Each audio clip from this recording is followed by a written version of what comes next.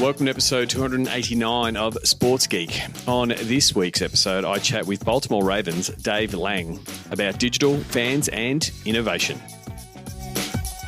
Welcome to Sports Geek, the podcast built for sports digital and sports business professionals. And now, here's your host who is helping grassroots sports leverage digital, Sean Callanan. Thanks, DJ Joel. Yes, my name is Sean Callanan. You can find me and most things Sports Geek at sportsgeekhq.com.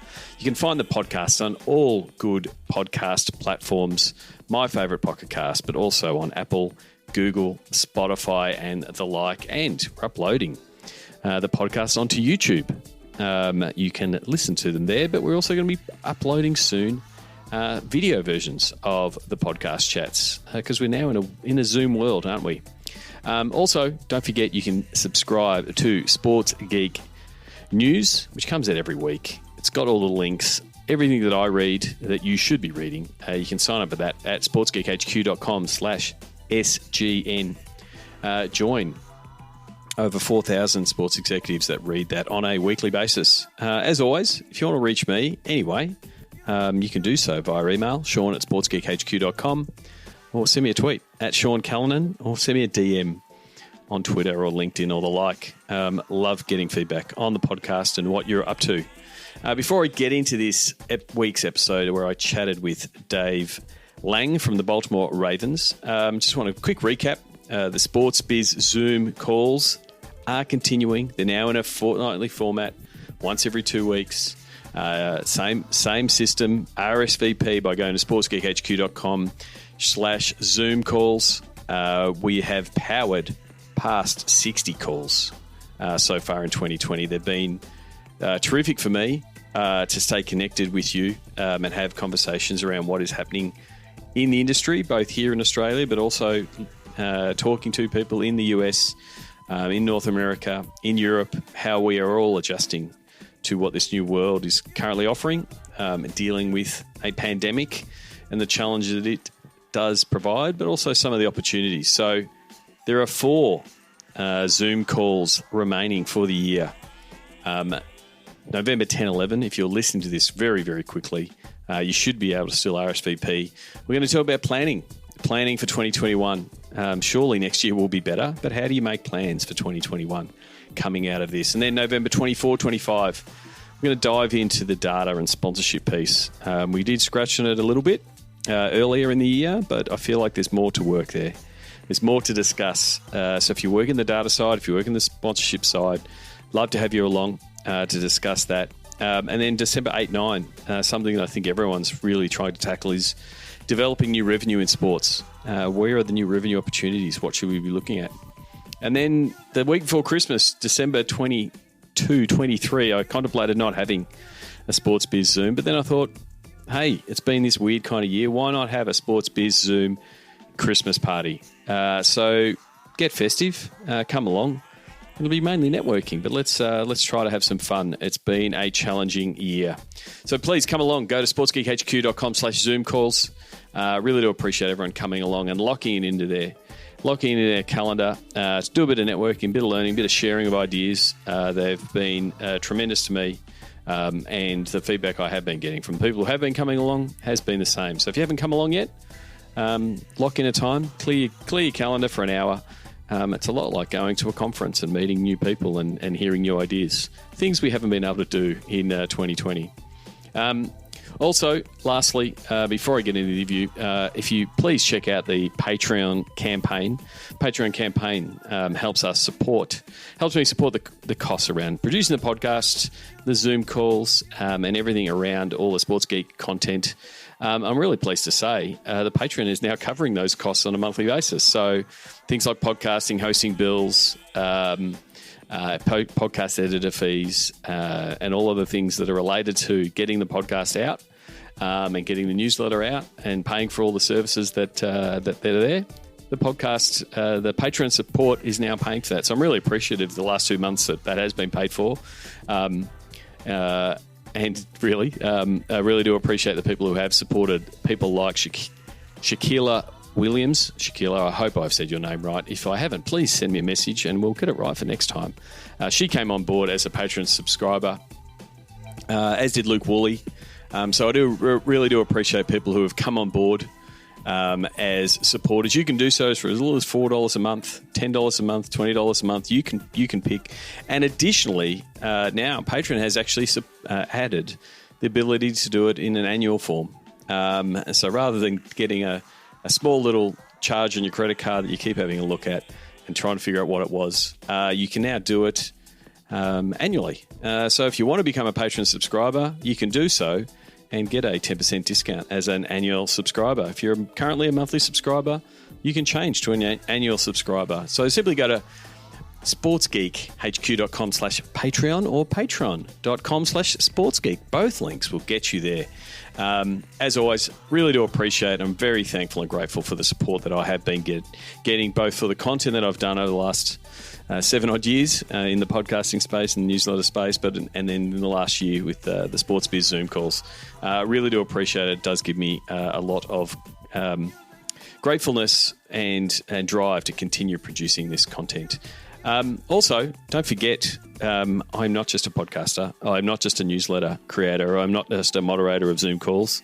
I do like working with people who listen to the podcast. So if you've got planning to do for next year, new content initiatives, you want to tackle particular platforms, you want to grow your audience, you want to better deliver for your sponsors, let's chat.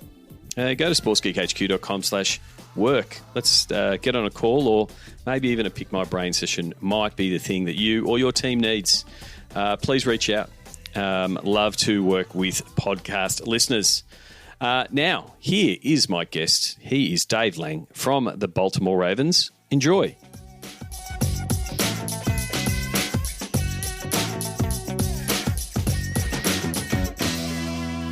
Very happy to welcome Dave Lang from the Baltimore Ravens, where he is the Director of Digital Strategy and Innovation. Dave, welcome to the podcast.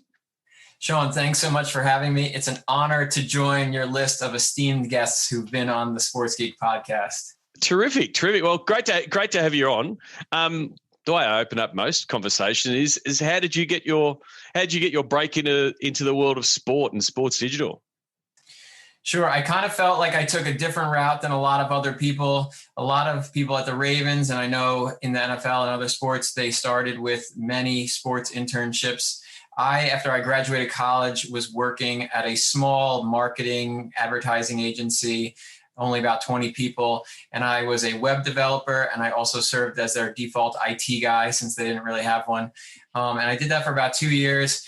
And we'd always listen to sports talk radio during the day. And I remember coming home one day saying, I should be doing something in sports. I didn't really know what that was, and I had no experience. And, I needed a foot in the door somewhere. And then somebody that I went to college with was working for the Ravens. He still is working with the Ravens. He told me about an internship opening. And he said, I don't know if you're interested in leaving your full-time job, but if you'd like to move to Baltimore and want to get into the sports world, it's an opportunity I think you'd be good at. So I thought about it, and I applied, got it, and, decided to forego my full-time salary and benefits to take a chance. And I think I had this idea in my head that if I just, worked my butt off, that they'd have to hire me. Yep. And I mean, that is what happened, and I got lucky, but I realized that is often not how it works out. You can have the greatest intern in the world, and if there's no spot for them, then they have to find another opportunity. But I will say I lucked out in the sense that the world at the time, this was 2007, digital media was growing so much. I mean, this is pre-social media and apps and all. So our digital media department was 2 people at the time, and we have since grown to about 25. So I was just right place at the time. It is. I mean, and a little bit similar to my story. You're geek before sports geek. So having some of those coding skills in that early digital days, I've been lucky enough to speak to people like, I've been using Jeremy McPeak as an example with his Twitter handle being Suns Webmaster. You're in that early space of this is what the early web looks like. This is what the early websites look like for the Ravens. And like you said, pre-social media. So that is, digital years, I think they're more than dog years, right? Like 2017 is many, many different iterations of the internet ago. And your role has expanded and evolved as digital as has grown. Oh yeah, I mean, in the beginning, I feel like over the years I've done a little bit of everything in our digital space. I created our Facebook and Twitter and Instagram accounts back in the day, and our first mobile website, and then launching our first app over a decade ago. So now my role, in my current role as Director of Digital Strategy and Innovation, I focus on the new technologies and anything in the digital space that touches fans, any ways that we engage our fans digitally. So whether that's through AR, VR, CTV, the app, I say all the different acronym things. Yep. Like you're ticking the box. If you're listening there, you're playing your buzzword bingo right now. Dave is like, you filled the card. So that role, like, where does that sit in the org? Because I'm really interested in seeing where digital plays a role in the org, but also how an org is structured from a digital content point of view, digital product, like you said, apps and the different platforms. Like, what does the the setup look like at the Ravens, and like, where do you sit and where do all the different parts work together in the digital space? Sure. Yeah. And a lot of different NFL teams are structured differently. To take you back on the quick history, we 12 or 13 years ago, we looked at ourselves as a content producer. Our competition was not the other teams. It was the local newspaper, the local regional sports websites, the ESPN local sites. So we wanted to create content, written and video and photo, that could deliver, information and news about the team to our fans. So, we've grown since then. Obviously social media and video has become bigger and bigger. So our Ravens media department now, we kind of have several different branches. There's the content side, which is written articles, as well as all of our video content. And that's video even, it gets farmed out for social, for web and app, and then our TV shows and in-stadium video content. So there's the content side. There's also what we kind of call the development side, which is where I sit. And that's like the building and creating of the site and the app and all the new technologies I mentioned. And then we have a social group, and then there's also a business intelligence group, which falls in our Ravens media department. So, my team, I feel like it's a little more like abstract. It's the delivery vehicles for a lot of the content that we create. Yeah, so it is really in that product space, and being the tool for the content guys and connecting to that analytics BI guys to understand the fans better. Is that a good way of putting it? Yeah, definitely. I mean, our attitude since day one has to be all things Ravens, and the approach has been to be where our fans are. So, back in the day, Facebook was really big. So it said a lot of our fans are spending a lot of time on Facebook. We need to have a presence on Facebook.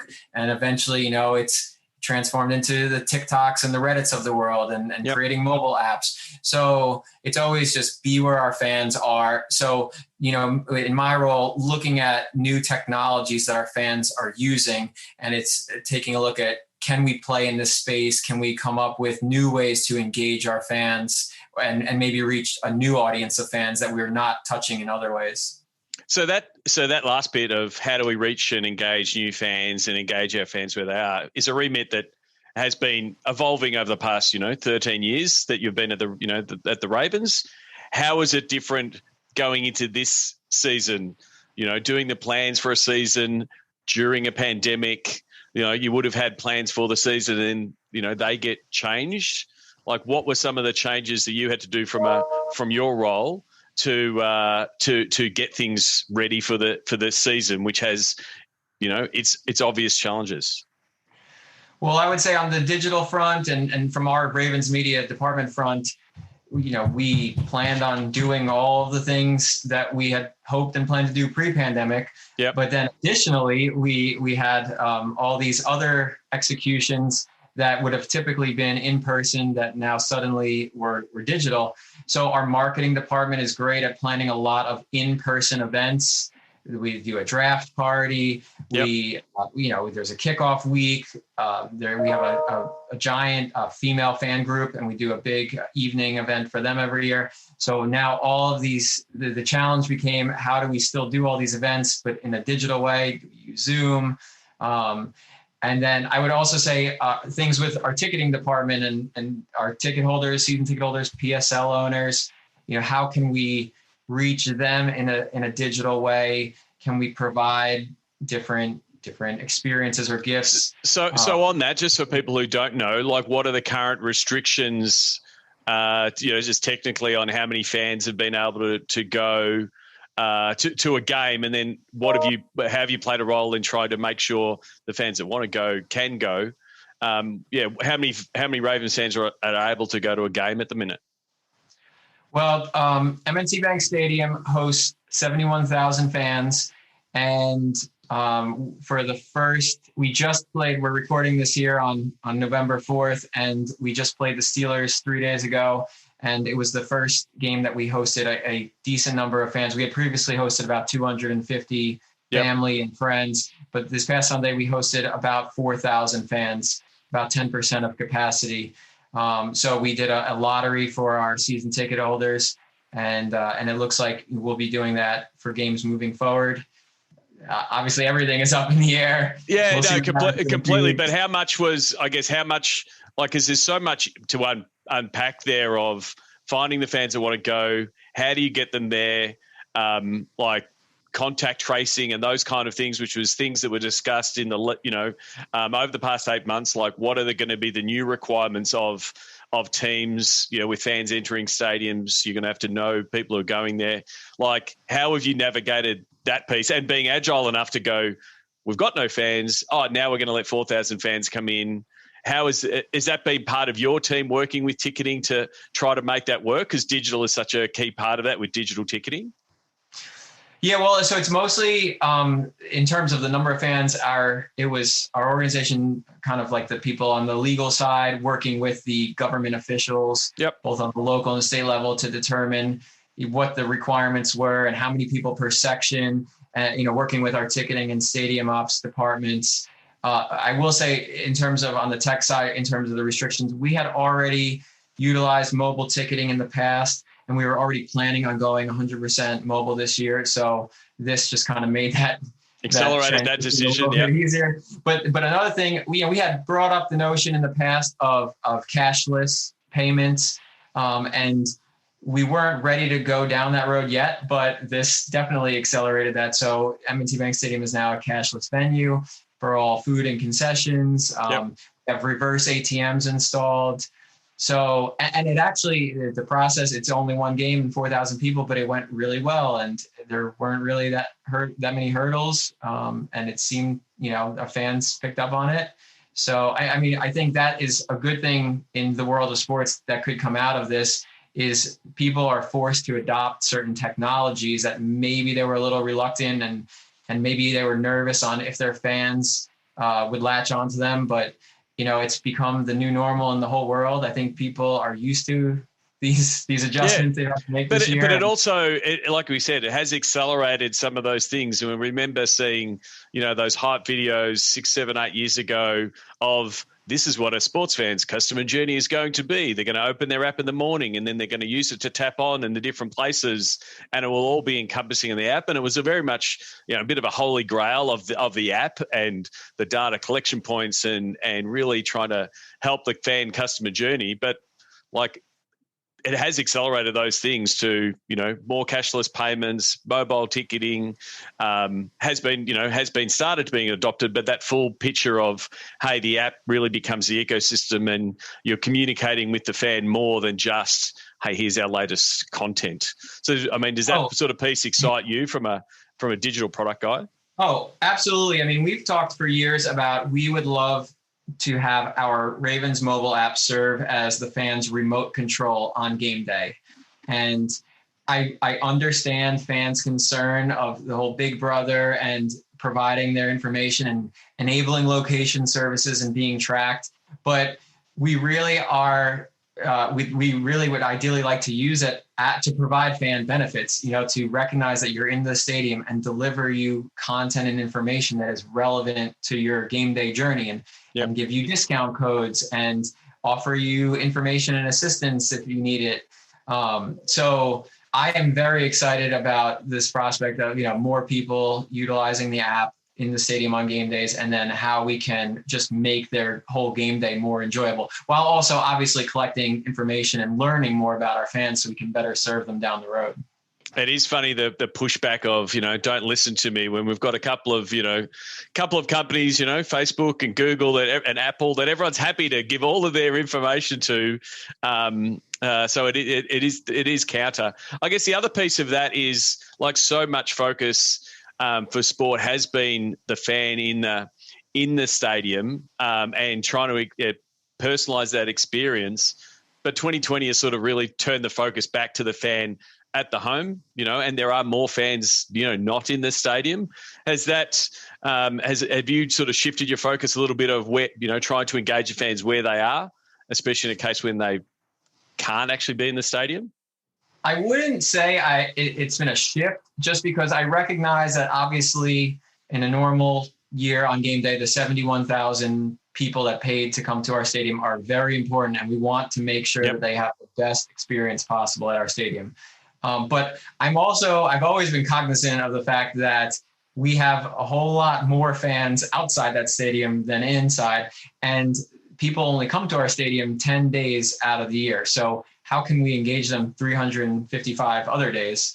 That's something like, when you talk about some of the other different technologies, I don't necessarily think that they are targeted at the in-stadium audience. It's the way that we can engage that fan that is not able to come to Baltimore for a game, and how can we still provide them a really cool way to connect with our team, other than just watching our games on TV. Yeah.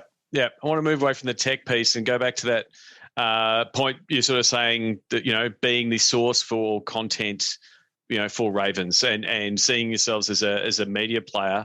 Looking at some of the content that you have produced, one of the channels that you've done a lot of work in is podcasting. Being a podcaster myself, really interested in the sports teams that do dive into podcasting. I think it's a largely underutilized platform. How have you guys found podcasting as a platform? You've got a few different podcasts out there. Are they, how are they going, and are they connecting with the audience? Are they serving the purpose you're looking to serve? Yeah, well, I can't remember when. It was maybe at this point 4 years ago. You read all the literature about how engaged the podcast audience is, and just the growing numbers, more and more people listening to podcasts. So again, it was just, this is another space we need to be in. I have to give a huge shout out to Ryan Mink, who's our editorial director and written countless stories on our site. He really drove the train on this and wanted to get into the space. So we first launched a weekly podcast. It's our two main writers, and they kind of just discuss all topics Ravens. They have guests, interview players, and all. And then we've done several more feature type podcasts, where we interview former players to see what they're doing now. And then you mentioned, I think you just mentioned Black in the NFL. Yeah, so that was one that I was going to mention. You've just launched Black in the NFL, hosted by Clifton Brown, which addresses a big part of what's going on in the US around social justice, and sort of launching those. What I like about your strategy, you sort of touched on it there, is you've got multiple different types of podcasts, because a lot of people think of a podcast and they look at this, two people talking about stuff, right? Which is what my podcast is, which is what your first one is. But then there's this idea of these pop-up, special focused, on a topic, short run, limited edition, that doesn't require, hey, we've got to do 40 episodes. It doesn't require the same thing. It's still a lot of effort, but there's a real opportunity there to hit a certain topic and to hit a certain message. And you spoke then about Black in the NFL. That does definitely hit a topic that both your fans and your players are really passionate about. Yeah, and it was actually something that was being discussed, and Cliff had the idea for it earlier in the year, before all of the social injustices, that we saw take place over the course of the last few months in America. And then obviously it just became a much more of a hot button topic and something that became a true subject that our players and our owner were very passionate about and at the forefront of discussing. So it just became even more important for us to deliver this message to our fans. We realize that people come and follow the Ravens because they want to hear about football. So it has that football component, and there's interviews with a lot of players and people in the NFL. But it's also, we're not blind and ignoring what's going on in the world right now. And there's important topics off the football field that need to be discussed. So it just was really important for us to be involved in that conversation. And that's the thing about podcasts. It's completely opt-in. Like, it's not like, hey, what are you doing putting this stuff in my feed? I don't want it. It's like, well, here it is. Here's how it's framed. This is what it's going to be about. If you click the listen button, you can listen and you can stop listening at any point. So it's not like other platforms where it's like this is going to be integrated into the feed. It's very much here's what it is. If you want to listen to it, you can. If you don't want to listen to it, you can. So that's where I think there's some opportunity in the what I would say niche. My friends in the US would say niche. I'm not going to argue about it. You can really tackle that sort of segment of your audience. Well, and I would agree with you that it is still niche or niche. But the two big takeaways that we found are yes, it is a smaller audience. Fewer people will download an episode of the podcast than might read a certain story, but the audience that is tuned in is very engaged. Yep. They listen, for a significant amount of time. They subscribe. And then the other thing that's very interesting is there is a large audience outside the Baltimore area. I mean, we actually receive a lot of emails from fans listening abroad in other countries. And that's just been a really interesting discovery, that when you talk about expanding your fan base, I don't think we necessarily expected to have such a huge audience overseas to our podcasts. Yeah, and I guess the depth of an audience in podcasting is the main thing. Even just on the consumption of content. If someone sees a tweet, that's 2 or 3 seconds. If they watch an Instagram story, it's 30 seconds. But you can get 30, 40 minutes of solid attention. Like the reason I tell people, hey, go sign up, go someone here. It's hard to do because they're currently running or they're in a car, like you actually have got their full attention. So it does lend itself for things that require full attention. So if you want to get a message through, like I said, I'm a big believer in podcasting, and I'm really interested in seeing more sports teams do it. You also mentioned playing around with different platforms. I noticed that the Ravens are on Reddit. Reddit is largely, I guess, unknown or a bit of a black box and not knowing what it is. You're either in Reddit and you're all over it, or it's like, what is Reddit? What led you guys into looking at Reddit and deciding to be on Reddit as the Ravens? I think it's because, we had previously at one point in time talked, should we get into Reddit? And it just, it wasn't one of the bigger ones. As you mentioned, it's like the lost one.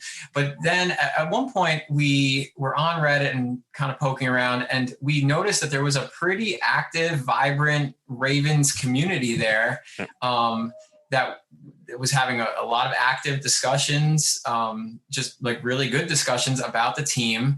And I also kind of feel like they felt siloed, like the team wasn't ever acknowledging them or involving ourselves in their discussion. So we just said, again, be where our fans are.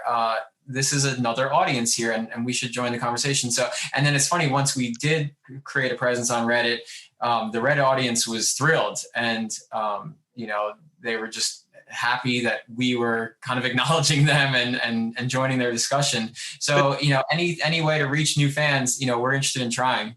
It does track along to sort of a lot of the same stuff for the early digital. Like, fans were already on Facebook. They were already on Twitter when sports started to do it. And it was a little bit of like how do we be involved? And Reddit, for those who don't know, is a really well-structured, forms these really vibrant communities, has these deep conversations, has these pseudo rules that they don't tell anybody, but there's rules. You've got to do it a certain way. So how do you go into like an established community, like you said, Ravens Reddit already was there and there was already things happening. Some of it might have been, that's great.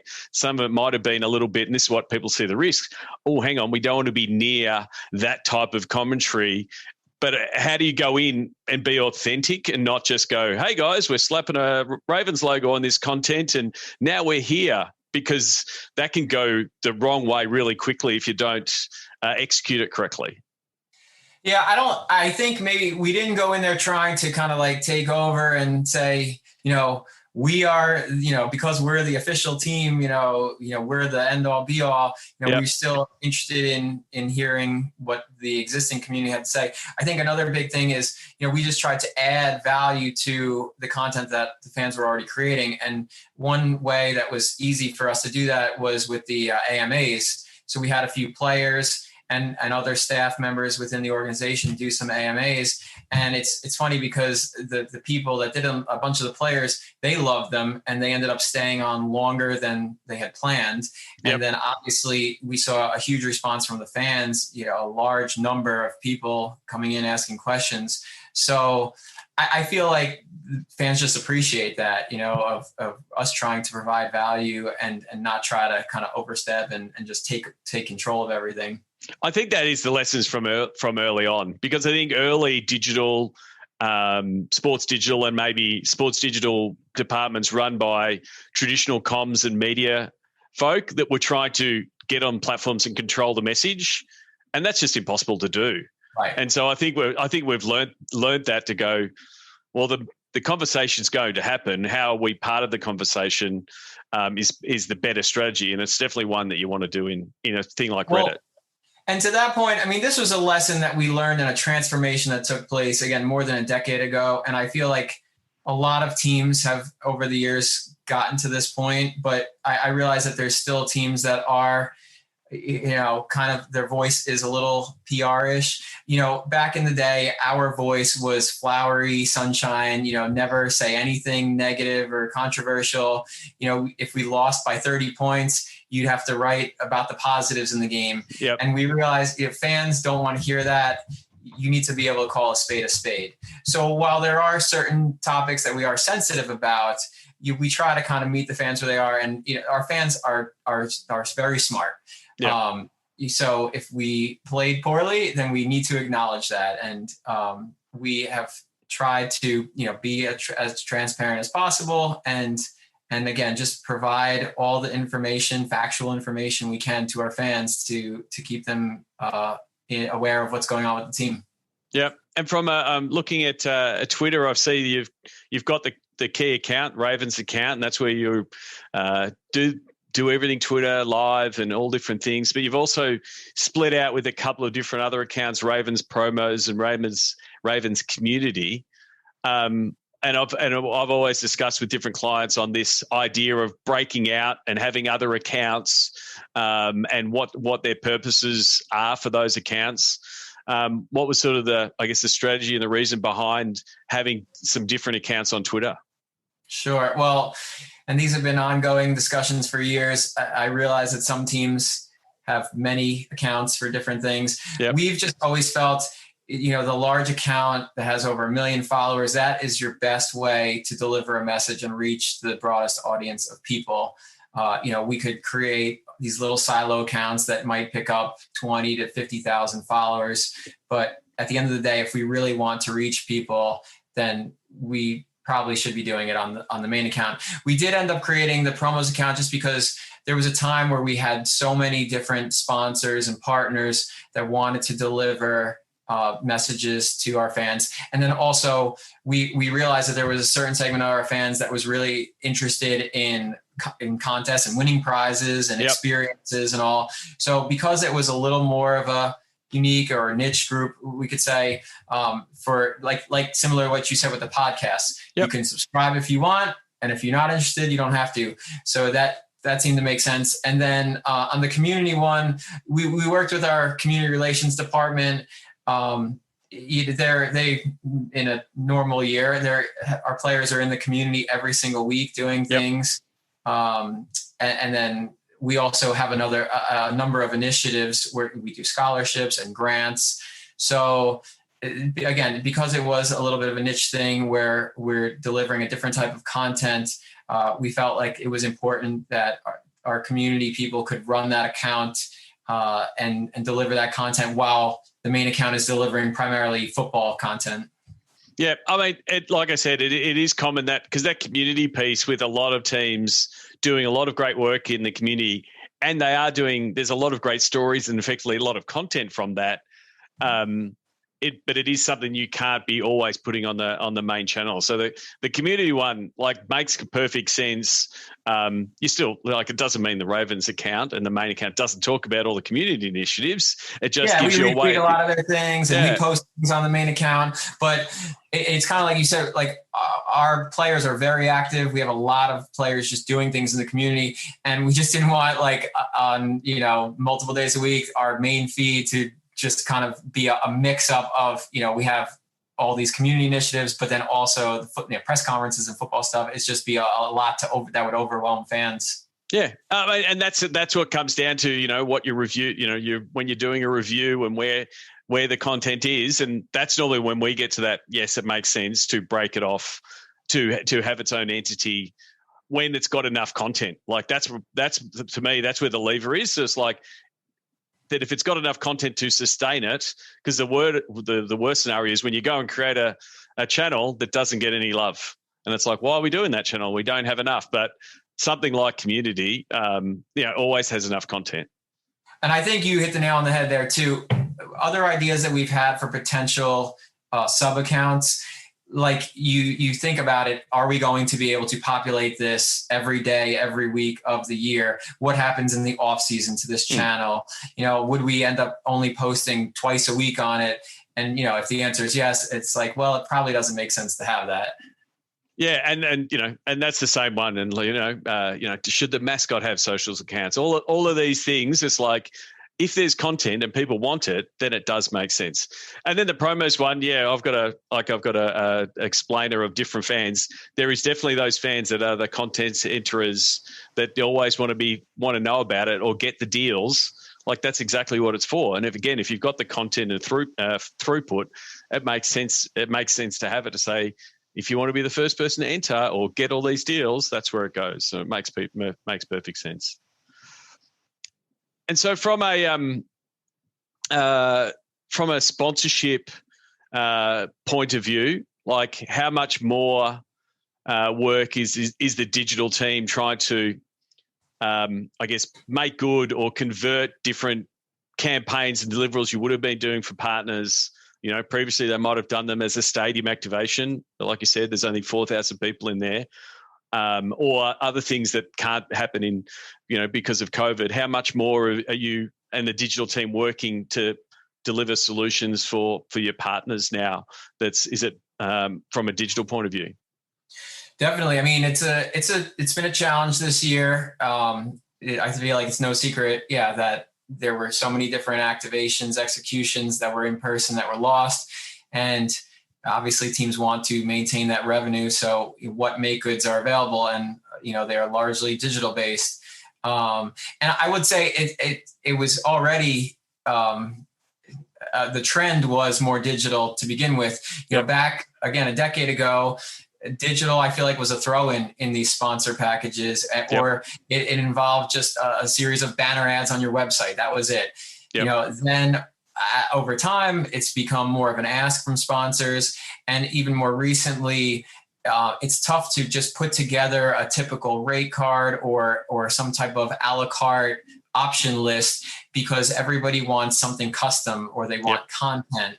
And we always look at, it's kind of like the Venn diagram with the three circles. We say it's got to work for the sponsor, and it's got to work for us, the organization, and it also has to work for our fans. So it's difficult to find the intersection of those 3 points, because we don't want to do something that a sponsor thinks is good for them, and maybe they pay us a lot of money for it, but it doesn't resonate with our fans, or our fans aren't interested in it.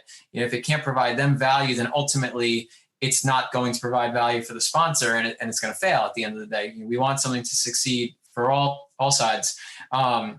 So yeah, I mean, starting with the draft this year, integrating sponsors into everything we were doing draft wise, and trying to find logical fits and tie-ins into a lot of the content. And we try to avoid creating new pieces of content specifically for sponsor purposes, because like I said, we want these things to succeed. So we prefer to test something out and know that it's something we want to keep doing and it's worth doing, and our fans have an interest in before we attach a sponsor to it. But yeah, there's been a lot of that in this whole COVID situation. So from the content pieces, which you're just talking about there, like developing content series or franchises that work for different partners, has been something that a lot of teams, that has evolved over the past 10 years. And like I said, there was that rapid development of what else have we got that's happened in 2020. But as far as like the campaigns of, data capture or trying to drive sales leads and stuff, where do you, what are some of the things in your kit bag? Where do you send people? Are you trying to drive people to the app to execute something in there, or are you trying to drive them to a website? Like, is that part of your, I guess, your remit and trying to pull those pieces together to make those pieces work? Yeah, I would say the app and the website. I mean, a good example I can give you, basically when we knew that we weren't going, or we had an idea that we wouldn't have fans at games, I started to look at everything we do on game day in person and decide what of these items can we create or recreate in the digital space. Yep. And it was a pretty lengthy list. And there were some things where I said, that's an in-stadium only. There's no way to recreate that experience. But one of the things, we have a thing called Ravens Walk. It's a very large tailgating area outside of our stadium. It's open to the public. Yep. We have games and activations, and there's a lot of sponsor tents, whether it's collecting signups for contests or giving out free items. Yep. So we knew with people not being able to be around each other, there's no Ravens Walk in person this year. So one of the big things was creating a virtual Ravens Walk where people they could go in the app, they could go on the website. And I realize it's not as fun as, hearing the live band and picking up your free coffee. But we tried to provide the same benefits, contests and fun, activities in the app and on the website that people can get on a game day, and looked at other experiences like that, different traditions that people have on a game day. How could they still continue those traditions in a digital way since they can't do it in person? Yep. So before we wrap up, I do want to look back at one of your fondest memories, 2012, being at a Super Bowl and winning. That was still relatively early digital from a digital platforms point of view. In the last 2 years, you've been in the platforms. There's more playoffs and more noise on everything. How do they compare? And what you're obviously striving to get back there and try to figure out what it looks like from a Super Bowl. How do you compare? Looking back 8 years on Super Bowl and what that was from an early digital, and sort of what the platforms and what the landscape currently looks like. Well, you made the point earlier about digital years are longer than dog years. And yep. I think the Super Bowl, which was 8 years ago, is the textbook example of that. I think any notes I have on what we did Super Bowl week, we can throw them out now. They are not relevant anymore. I remember, posting photos on Instagram as quickly as I could after the game because we didn't have good enough cell phone service in the stadium. I will say during the actual Super Bowl itself, we did not do a lot just because we were pretty limited on the access, and our normal game day people that we have either in the press box or around the stadium. We just weren't given that by the league. And I feel like if we went back to the Super Bowl this year, we would probably have to demand some additional spots for people to create social content. It's a constant conversation I'm having where I'm lucky enough to work with clients that are in the big game. And the pressure is that, it's like a normal game, but let's times it by 50. And so the pressure for your digital and content and media stuff is to cover it at that 50x when, like you said, it's tough to do contractually and access-wise. But the thing is, all the attention is on the big screen TV, right? And so, they're not really, if you're really if you are, if you're a fan of the team, you're not checking Twitter and Instagram because you're super invested in the game. And so one of the strategies, we've always been, just capture it, capture as much as you can, because the fans want they want to relive it again and again and again. So it goes against what you do for every other game day when you get to that big game, that it's we need to cover it. But it's it's really well covered, from a TV point of view. I will say that we did have a little bit of that attitude in 2012 where people are not going to be on our website during the game. They're going to be watching the game. So we were more focused on the post-game coverage. I remember, right after the game ended and the trophy presentation, we all ran to our workspace underneath the stadium and the concourse level and, trying to wrap up all the post-game stuff to make it to the post-game party. I love what the Washington Nationals did last year. Their final tweet of the night after winning the World Series was we're signing off to go party, don't check in until tomorrow. Yeah. That was great. But you're right in terms of you're trying to capture it kind of for archival purposes. Everybody the next day and in the coming weeks is going to want to watch those wired videos and see the insider photos of the celebration and the parade and all. So it's a wild and crazy and very surreal time. Yeah. I was going to ask you about the Nationals because it is a polarizing piece on whether the team should, sign off and say, hey guys, we're going off to party. I'm with you. I think it makes perfect sense to especially if you're working in a team, you put in as many long hours you deserve to soak it in and actually seek some of the reward. That's why you're in the world of sport. The fans aren't going anywhere. They're not going to, tap their keyboards furiously and say, I'm unfollowing you, I want more content. They'll just be there tomorrow morning ready to celebrate. So we had actually spoken with some of the teams that had been in some Super Bowls before us. And the one thing that a bunch of them said was, nobody is going to be on your platforms the day of the game. Your traffic's going to be lower than you expect. It's all going to come the day after. So, we kind of kept that in the back of our minds. And it's also how the media cycle is. They celebrate the game, but then they move on to whatever next is, whether it's a free agency or draft or whatever. The news cycle moves on and they don't want to recap a big game that much. Whereas the fans, especially if you're in the lucky position of being in the winning position, they're happy to keep recapping it for weeks on end.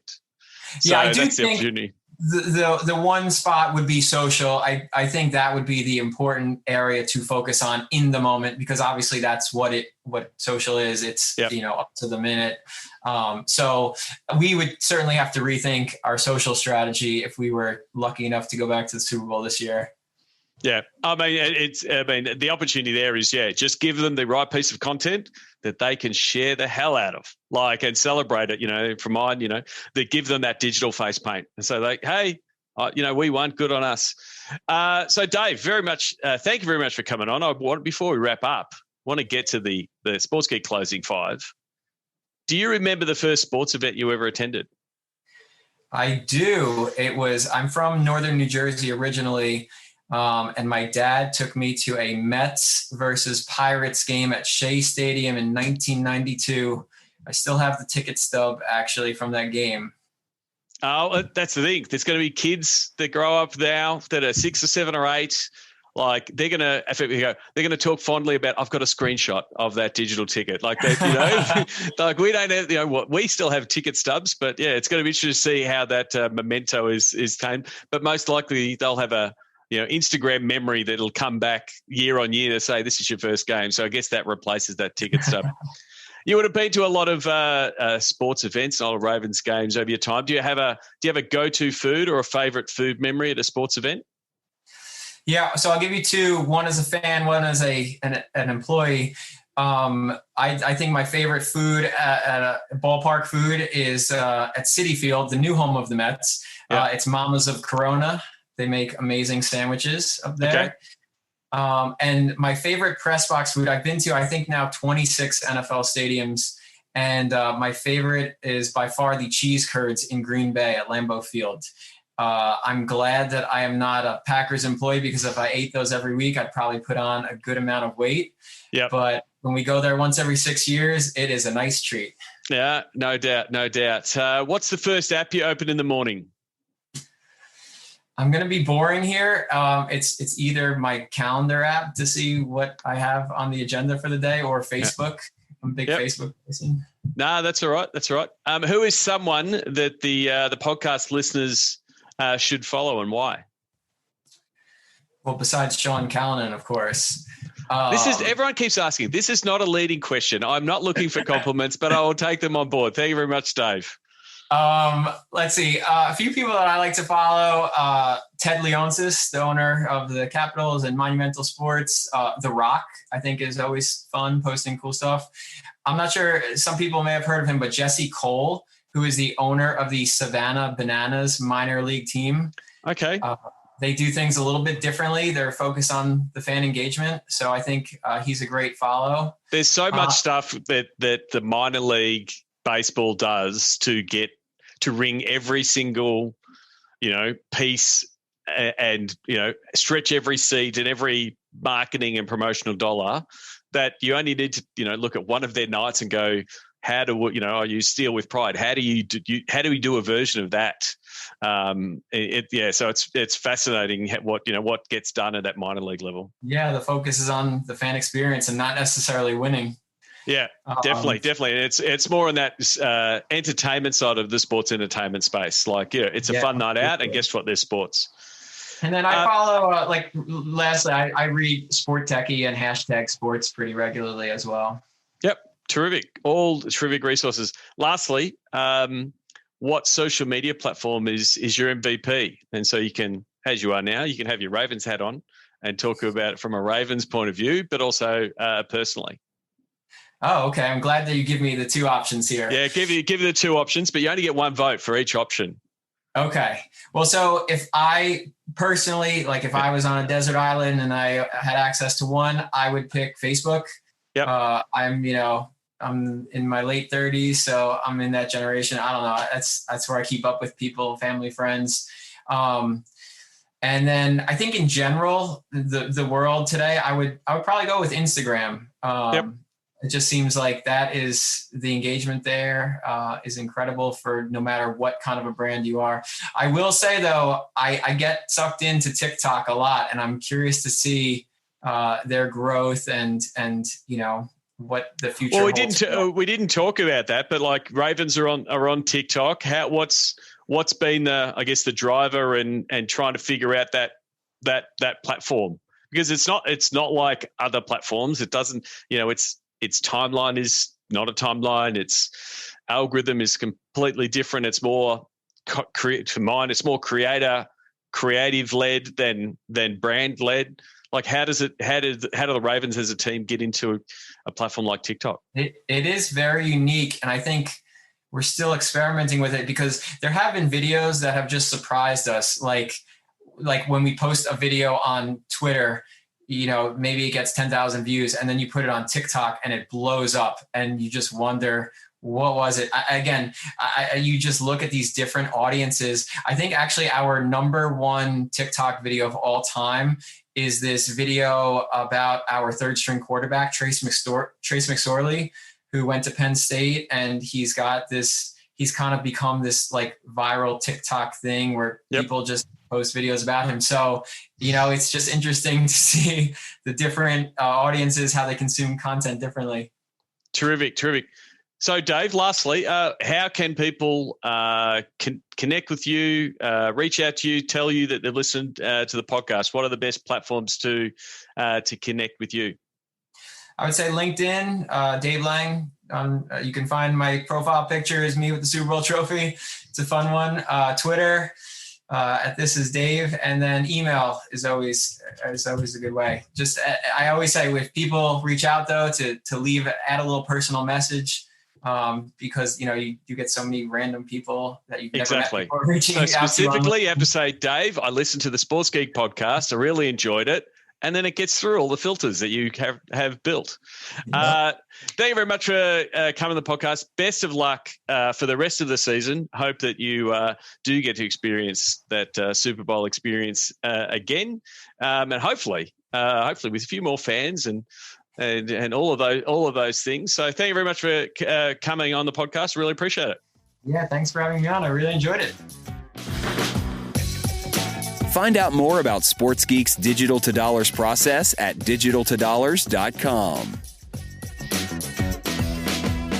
We'd love your support on our Patreon campaign. Go to sportsgeekhq.com/Patreon.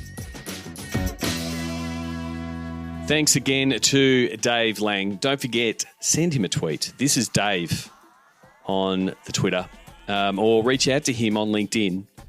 And as he said, and as I do suggest, please personalise that LinkedIn message. If you are going to reach out to Dave, tell him that you listen to the podcast. In the same way, if you reach out to me and say, I listen to the podcast, I'm always going to accept that. Especially to it's one of my key advice I give to graduates and up-and-comers in the sports biz space. Take the time to personalise that intro message. It will cut through the clutter.